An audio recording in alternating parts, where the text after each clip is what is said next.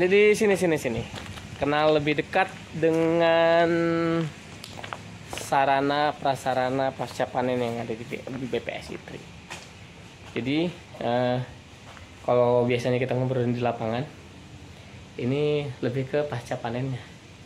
Jadi pasca panennya, setelah panen itu diproses, setelah diproses terus sampai jadi coklat bubuk sama kakao bar.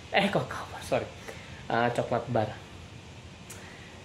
Nah, jadi saya mau nunjukin sarana prasarananya. Jadi memang tidak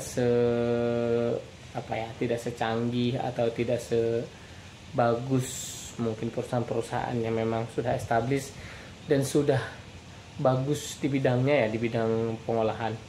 Jadi di sini tuh awalnya adalah balai penelitian. Jadi karena balai penelitian, jadi akhirnya skalanya masih skala kecil. Bisa dibilang skalanya masih skala UMKM. Jadi tempat ini, saya tunjukin nih. Nah, jadi tempat ini adalah tempat dimana kita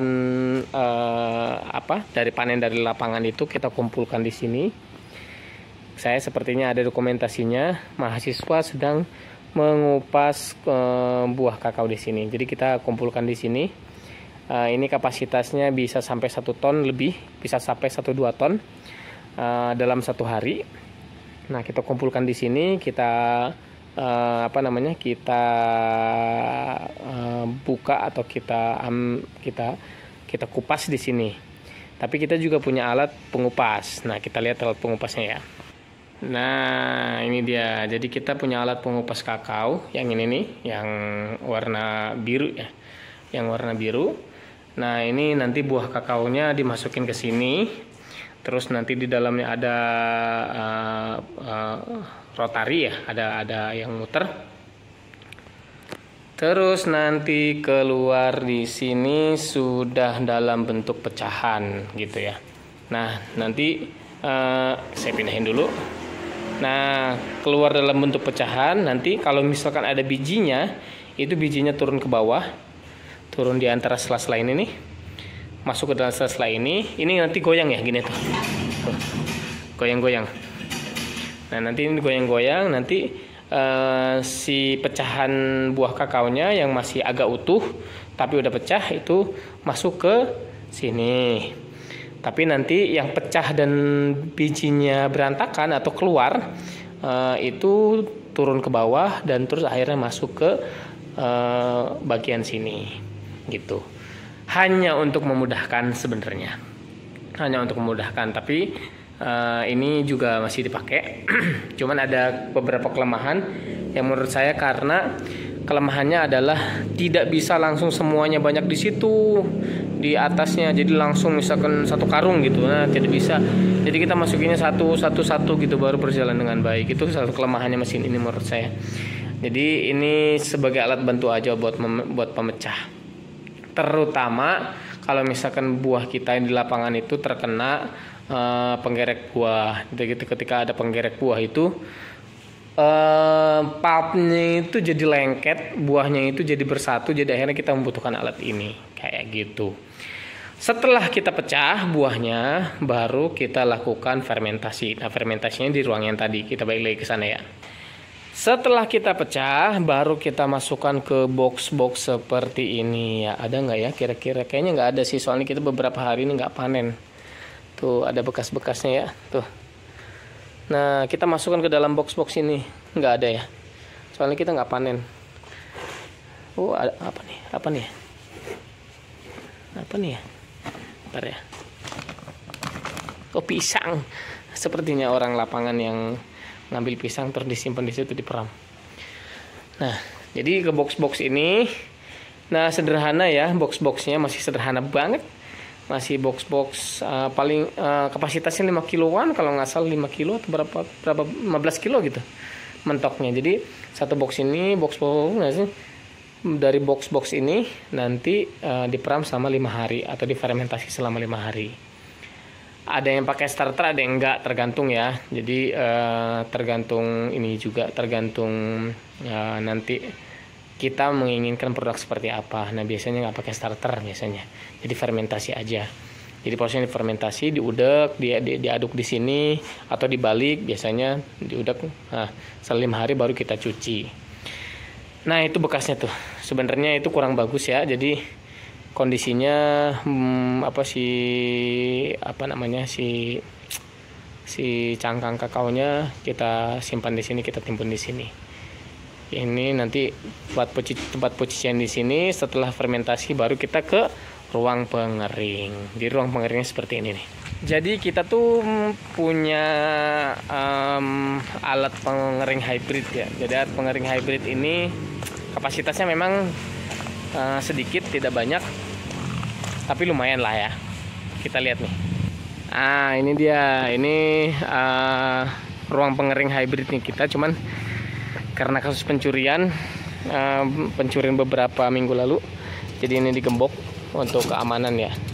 Jadi ada beberapa layer nih. Ada layer 1, 2, 3, 4, 5. Jadi ada 5 layer dari atas sampai bawah.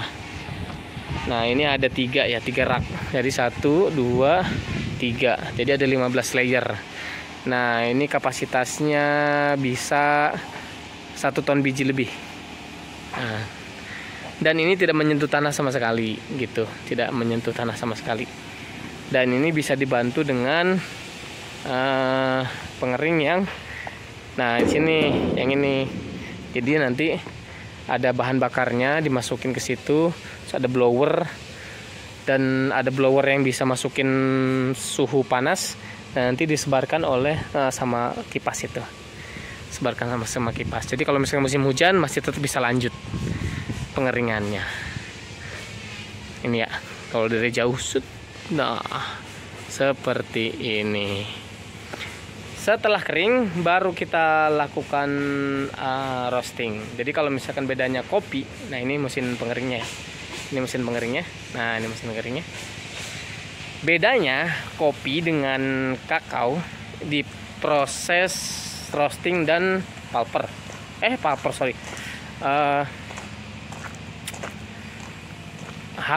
sorry. Nah, saya mikir dulu karena saya nggak ahli di bidangnya ya.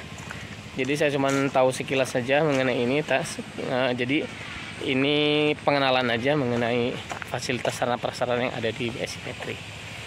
Jadi bedanya kopi dengan kakao, kalau kopi di haler dulu, baru di roasting. Kalau misalkan kakao, di roasting dulu baru di haler gitu. Kenapa bedanya kayak gitu? Karena kakao itu permukaan bijinya skinnya, kulit arinya itu tipis, jadi bisa langsung di roasting. Kalau misalkan kopi kan harus di kulit skinnya tebal. Nah, ini mesin roastingnya seperti ini ya, mesin roasting kakao. Ini dia alat mesin roasting kakao kita ya. Nah, ya patut kita akui ya bahwa alat-alat kita itu masih banyak dari Pusil Koka ya. Jadi masih banyak dari Pusil Koka, cuman beberapa alat mungkin yang kita impor langsung dari luar negeri, dari Turki, tapi beberapa juga menggunakan alat yang dari Pusil Koka. Nah, ini alat roastingnya, saya nggak tahu nih belinya tahun berapa. Saya datang ke sini udah ada.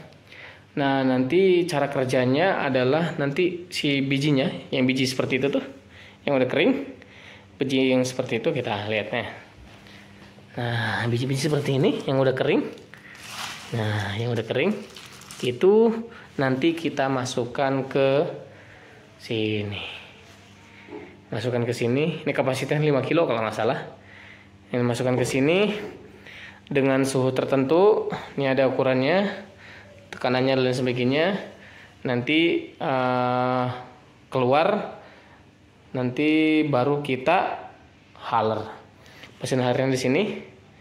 Jadi nanti ini yang haler dan kita sedot ke sana, nanti kita pada keluar. Nah, sisanya atau hasilnya, kalau misalkan skinnya seperti ini nih, skinnya lagi apa ya namanya? Nanti saya tanya dulu namanya. Nah, ini seperti ini. Ini juga bisa digunakan ya, bisa digunakan jadi pupuk, bisa juga digunakan sebagai bahan yang lain. Nah, Dan hasil dari proses ini itu namanya adalah nib. Nah, nibnya seperti ini, nanti saya akan tunjukkan ya, bentar ya. Kita pindah. Jadi ruangan ini khusus buat roasting aja. Ruangan ini khusus buat roasting dan haler. Nah, itu roastingnya. Jadi itu halernya. Nah, setelahnya kita pindahkan ke ruang ruang pengolahan khusus. Jadi kita cek ya. Nah, sebelum ke tempat nib, ini tempat penyimpanan bahan baku. Jadi ada kopi, robusta dan arabica, ada juga kakao. Nah, disimpan-simpan kayak gini biar awet ya, biar kadar airnya tidak berpengaruh ya. Nah, kebetulan memang saya akui pengelolanya mantap banget, pengelola bioindustrinya yang sekarang. Nah, tuh rapih ya. Nah, kita lihat nibnya seperti apa. Nah, ini dia. Jadi kita tuh ke ruangan ruangan display ya, ruangan display. Jadi ini ada produk-produknya. Nanti kita kenalin produknya satu persatu ya. Jadi ada ruang display, itu ruang produksi. Nanti kita masuk ke ruang produksi. Pakai pakai jas lab. Nah, terus ini dia di ruang display ada kulit ari yang tadi yang saya maksud adalah yang dari haler. Ini akan menghasilkan kulit ari yang tadi saya pegang ya. Nah, ini bijinya. Nah, ini bijinya. Terus di roasting dan ada kulit arinya, hasilnya sama nib ya. Kalau nib ini dia hasilnya nib nih, nib. Nah, ini yang jadi bahan baku. Nah, bahan baku. Jadi prosesnya seperti ini nih ya. Nah, jadi biji di roasting. Nah, kelihatan. Nah, sip. Biji habis itu di roasting, hasilnya 2, nib sama kulit ari. Nah, ini bisa dipakai juga untuk bahan yang lain, untuk pupuk juga bisa. Nah, ini buat coklat bar atau bubuk. Nah, terus nanti setelah diproses, nanti akan menghasilkan lemak kakao. Nah, lemak kakao. Nah, ini lemak kakao. Dan nanti akan menghasilkan bubuk kakao seperti ini. Nah, ini display ya, jadi namanya juga display. Nah, ini lemak kakao yang udah dikeraskan. Nah, ini yang mahal ya, ini harganya mahal ini. Paling murah 1 kilo 13.000. 13.000 lagi. Paling murah harganya 1 kilo 300.000. Cuman kita sayangnya mohon maaf tidak menjual dalam lemak kakao dalam bentuk seperti ini atau dalam bentuk seperti itu. Soalnya kenapa, kita juga sampai sekarang sangat membutuhkan lemak tersebut untuk campuran produk kita, terutama produk yang bar seperti itu. Nah, ini dia tempatnya, tempat display. Nanti kita kenalan ke produknya, kita ke prosesnya dulu. Nah, prosesnya ini tempat displaynya. Nah, ini yang tadi yang saya sebutkan CT. Nah, itu yang yang nib dan lain sebagainya. Kita ke prosesnya seperti apa. Nanti kita pakai jas lab. Habis jas lab nanti kita masuk ya. Kita lihat prosesnya. Kalau misalkan jadi bar itu seperti apa. Kalau misalkan jadi dari bar atau jadi bubuk ya. Nah, kita masuk ke dalam. Let's go. Nah, dari nib yang tadi kita dapat itu kita lakukan pemastaan dulu ya. Jadi ini mesin buat pemasta. Rinciannya memang saya nggak begitu hafal ya, karena saya bukan jagonya di bidangnya. Jadi nib yang tadi kita dapat dari roasting itu dimasukin ke sini, nanti dia keluar berbentuk pasta seperti ini, kayak coki-coki gitu pastanya. Nah, bentuknya kayak coki-coki, mirip banget coki-coki, cuman agak kasar lah. Nah, jadi dia muncul dari sini. Turun, nanti dapatlah pasta kakaonya. Nah, setelah itu kita dapat pastanya, baru kita lakukan press. Nah, lemak kakao itu didapatkan dari sini. dari mesin press. Nah, dari mesin press ini si pasta yang dari sana itu dipres ke sini. Nanti hasilnya adalah bubuk kakaonya sama lemaknya. Nah, itu jadi udah jadi dua produk yang berbeda. Nah, tinggal nanti setelah di sini nanti baru dipisahkan. Ada yang mau jadi bubuk kakao sama ada yang mau jadi bar. Mesinnya beda gitu. Nah, kalau misalkan mau jadi bubuk kakao, dia lanjutnya ke sini. Itu. Jadi ini alat buat menghaluskan si bubuk kakao ya. Jadi ini tuh muter gitu. Saya nggak bisa muterin karena harus pakai ini mesin. Jadi ini diputer, nanti digiling digiling ya. Digiling terus diputer-puter. Nah, nanti udah halus baru dikeluarin. Nah, setelah itu yang buat bubuk nih ya, kakao bubuk. Setelah itu baru dimasukkan ke mesin ayak. Nah, itu ada ininya tuh. Berapa mesh gitu. Nah, nih. Ada saringannya ya, ada saringannya. Nanti baru keluar dia bubuk kakao yang halus yang siap digunakan untuk bahan-bahan masakan atau bahan-bahan kue. Nah, seperti itu. Nah, kalau misalkan untuk jadi bar, beda lagi ceritanya. Kalau misalkan tadi habis dari pasta, press, kalau misalkan mau jadi bubuk, di grinding atau dihalusin, habis itu disaring. Kalau misalkan mau jadi bar, dia harus masukin ke ball mill. Nah, dimasukin ke ball mill ini. Jadi, nah, proses pencampurannya, nah kalau misalkan, ya kuncinya sebenarnya di sini. Kuncinya di sini sama tempering sih, ada dua, tempering satu lagi. Kuncinya di sini. Di sini adalah pencampuran bahan-bahan selain kakao. Jadi kalau misalkan kita mau bikin dark kakao, dark bar atau coklat dark. Nah, itu di sini ada juga kalau misalnya kita campuran-campuran yang lain di ball mill ini. Jadi dia prosesnya diputer-puter gitu, dicampur, di mixing. Nah, tuh dia ada kayak biji-bijinya gitu ya. Jadi tujuannya biji-bijinya itu biji besi ya. Besi yang tujuannya itu biar nyampurin sama menghaluskan coklatnya. Wanginya wangi coklat banget. Wangi. Penasaran ya? Nah, setelah dari ball mill, setelah pencampuran bahan-bahan baru ke tempering. Temperingnya seperti ini nih. Nah, ini mesin tempering. Jadi mesin tempering ini tujuannya adalah mengkeraskan bar atau biar si bar itu bisa tambah keras. Jadi si bar itu bisa tambah keras dengan mesin tempering ini. Nah, jadi ini ada kontrolnya, berapa suhu dan lain sebagainya. Nah, ini nanti diaduk di sini, nanti muncul dari sini nih. Pada jatuh dari sini. Jadi dari sini ditarik ke sini, ke jatuh lagi, ditarik jatuh lagi. Nanti sampai benar-benar kita dapat beberapa waktu tertentu. Jadi ada waktunya untuk mendapatkan bar yang kita inginkan.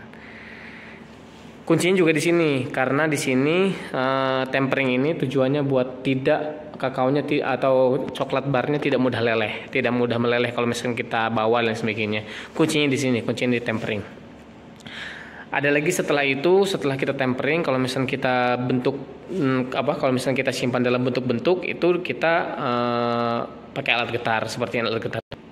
Nah, seperti ini alat getarnya. Jadi ini digetarin gitu. Jadi akhirnya tidak ada ruang-ruang yang ada di dalam kakao tersebut. Nah, seperti ini. Nah, barulah nanti jadi produknya ada di depan, di display yang tadi. Mari kita ke sana ya. Nah, kebetulan ada Bu Ali nih, kita sama langsung aja interview nih. Jadi Bu Ali ini yang jaga di sini. Jadi Bu Ali ini udah lama banget. Jadi udah ngikutin penelitian dan sebagainya. Jadi pengalamannya udah lebih jago dari saya nih. Ada produk bar katanya Bu. Yang dark itu berapa persen Bu? 65%. 65%. Berarti sisanya ada gulanya juga berarti ya. Sama susu. Ada gula sama susu. Sedikit. Ya kalau misalkan yang milk Yang milk 50%. 50%. Nah, 50% berarti sisanya juga milk sama gula sama susu. Nah, ini produknya nih. Nah, kalau misalkan ini bar nih. Nah, ini bar nih. Nah, ini ada hampers juga ya. Jadi kita melayani hampers juga, hampers coklat. Nah, itu campuran yang ada agak warna oranye-oranye itu yang milk, yang hitam itu yang dark. Ada juga yang ukurannya besar tuh, ada juga yang unyu-unyu. Nah, ini yang unyu-unyu, yang lucu-lucu. Juga ada hampers, sudah diambil tapi Bu ya, hampersnya. Jadi kemarin kita beli hampers, bikin hampers untuk koleganya Mas Komar ya. Karyawan Balitri juga. Balitri BSI Petri maksud saya. Nah, itu. Tuh. Kalau bubuknya seperti ini. Nah, bubuknya. Nah, bubuk juga sama, ada yang campur susu juga Bu ya. Ada milk juga. Nah. Iya. Nah, kalau teman-teman udah nemu kayak gini, berarti teman-teman disyaratkan harus beli, datang ke sini. Jadi di sini tuh diperjualkan, dijual untuk umum juga boleh yang datang ke bioindustri. Nah, itulah sekilas saja ya, karena saya bukan ahlinya di bidang pengolahan, saya mungkin lebih banyak di lapangan. Jadi saya itu pengenalan mengenai proses pengolahan kakao ya. Dari mulai fermentasi sampai menjadi produk. Teman-teman, kalau misalkan memang berminat untuk mungkin nyoba dan lain sebagainya, mungkin bikin produk dan lain sebagainya, mungkin datang saja ke bioindustri, ngobrol dengan pengelola bioindustri, nanti bisa dikondisikan seperti apa di sini gitu. Sangat terbuka, beli produk juga sangat terbuka dan lain sebagainya. Dipersilahkan. Nah, itu yang bisa saya sampaikan. Saya ucapkan terima kasih banyak. Tetap semangat untuk teman-teman. Assalamualaikum warahmatullahi wabarakatuh. Dadah.